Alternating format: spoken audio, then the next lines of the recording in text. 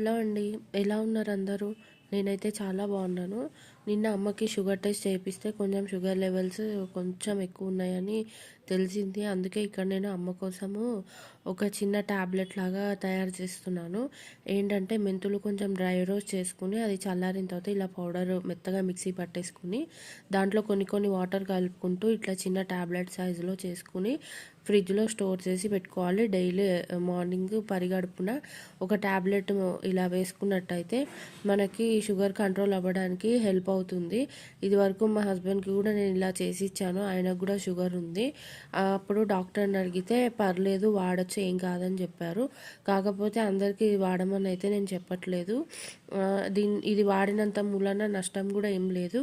కాకపోతే ఒకసారి డాక్టర్ని అడిగి యూస్ చేస్తే బెస్ట్ అనమాట. ఈ వీడియో మీకు నచ్చినట్టయితే కనుక ఒక లైక్ చేయండి. అలాగే మరిన్ని మినీ వ్లాగ్స్ కోసం నా ఛానల్ని సబ్స్క్రైబ్ చేసుకోండి. Bye bye.